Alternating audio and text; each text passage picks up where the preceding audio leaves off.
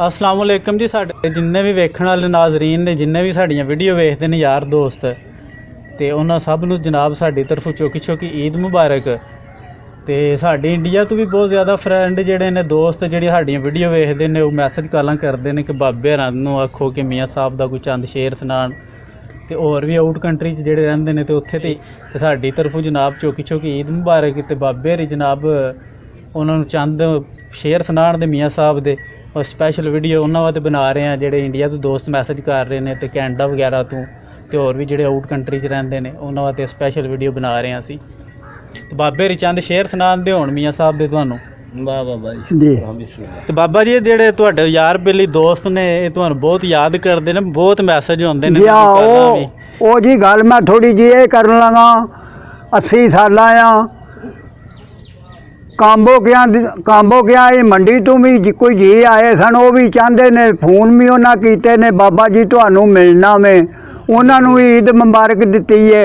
सरगोधे के बंदे ने, उन्हें भी आख्या भी बाबा जी तुहानू मिलना आना, तुसी भी चाहते हो भी बाबा को सानू चंद शेर सुनाए। तो मैं तुहानू मियाँ साहब हरां दा कलाम ये फरमाइशां आउंदियां ने, फोन करते ने, तो मैं क्या ईद मुबारक नाले कविए ते नाले कोई चंद शेर मतलब भी इन्हां दे अगे पेश करिए। तो ओ मियाँ साहब हरां दा कलाम है। डैम ने आख्या खड़ी वालिया सुखन दिया बादशाह, बूटा आशिक प्रेम दा लाया ही, आ किस्सा लिख के सैफ मलूक वाला ते वक्त कई मलूकों नूं पाया ही। ते मियाँ साहब ने रुका लिखिया, सुन सखी सुल्ताना, ते भलियां दी भलियाई हो सी ते जासी गुजर जमाना।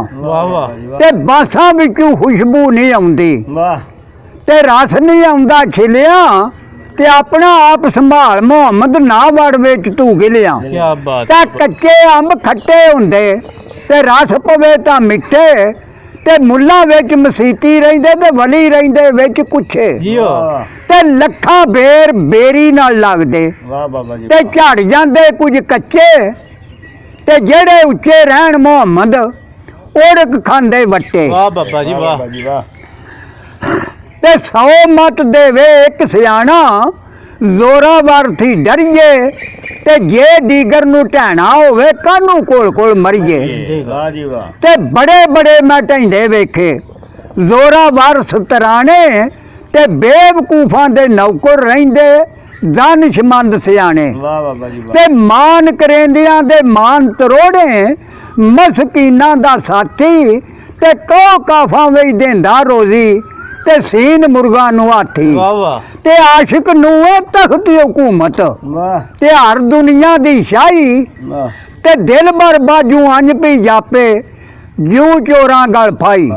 ते जिन्ना इश्क नमाज़ां पढ़ियां ओ कदे नहीं मरदे, ते वलियां दे दरबारां उत्ते वेख ला दीवे बलदे। ते यार मेरे ने तोहफा कलिया, काबल दी कस्तूरी, जे खोला ते खुशबू आवे, जां तोला तां पूरी। ते शक्लां उत्ते आशिक होना की तेरी दनाई, आशिक उस कारीगर ते जिन्ने शक्ल बनाई।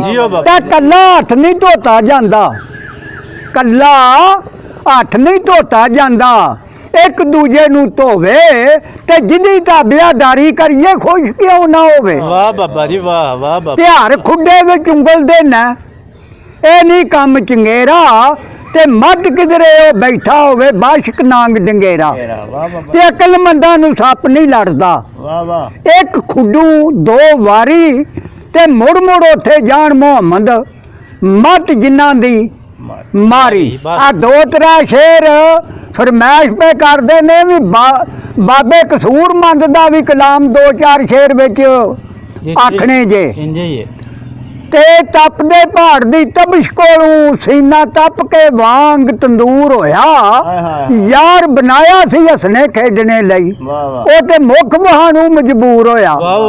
ते शीशा लिया सी यार दा मुंह वेखने लई, ओ डिग जमीन ते चूर होया, ਕਿਹੜਾ ਕਰੇ ਇਨਸਾਫ ਕਸੂਰ ਮੰਦਾ ਸਾਡੇ ਦੋਹਾਂ ਚੋਂ ਕਿਹਦਾ ਕਸੂਰ ਹੋਇਆ ਕਿਆ ਬਾਤ ਤਾਂ ਸੱਜਣ ਵੀ ਬਣ ਦੁਸ਼ਮਣ ਜਾਂਦੇ ਜਦੋਂ ਬਖਤਾਂ 'ਚ ਪੈਂਦੇ ਨੇ ਵਾਲ ਪੁੱਠੇ ਸੋਚਾਂ ਸਿੱਧੀਆਂ ਸੋਚਦਾ ਰਹੇ ਬੰਦਾ ਤੇ ਅੱਗੂ ਲੱਗਦੇ ਰਹਿਣ ਗਵੇੜ ਪੁੱਠੇ ਪ੍ਰੀਤਾਂ ਪ੍ਰੀਤ ਮੁਹੱਬਤਾਂ ਸੀਤੀਆਂ ਨੂੰ ਗੂੜੇ ਸਾਕ ਪੈ ਜਾਂਦੇ ਲੰਗਾਰ ਦਰੇੜ ਪੁੱਠੇ ਕਸੂਰਮੰਦ ਸੁਖੀ ਵਸਦਿਆਂ ਨੂੰ ਪੈ ਜਾਂਦੇ ਜੇ ਘਰਾਂ 'ਚ ਭੇੜ ਪੁੱਠੇ ਜਈ ਗੱਲ ਤੇ ਖੇ ਖੁਸ਼ੀ ਹੋਵੇ ਹੱਸਿਆ ਤਾਂ ਜਾਂਦਾ ਆ ਸੱਜਣਾ ਬਾਝ ਨਹੀਂ ਦੁੱਖ ਤਨਾਏ ਜਾਂਦੇ ਤੇ ਦੁੱਖਾਂ ਬਾਝ ਨਹੀਂ ਕਾਲਜੇ ਛੇਕ ਪੈਂਦੇ ਜੀਓ ਬਾਬਾ ਤੇ ਛੇਕਾਂ ਬਾਝ ਨਹੀਂ ਮੋਤੀ ਪਰੋਏ ਜਾਂਦੇ ਆ ਪੁੱਤਰ ਹੋਣ ਤੇ ਜੱਗ ਤੇ ਨਾ ਰਹਿੰਦਾ ਪੈਸੇ ਬਾਝ ਨਹੀਂ ਧੋਣੇ ਧੋਏ ਜਾਂਦੇ ਸਿਰ ਤੇ ਬਣੇ ਮੁਸੀਬਤ ਕਸੂਰ ਮੰਦਾ ਅੰਗ ਸਾਕ ਸੱਜਣ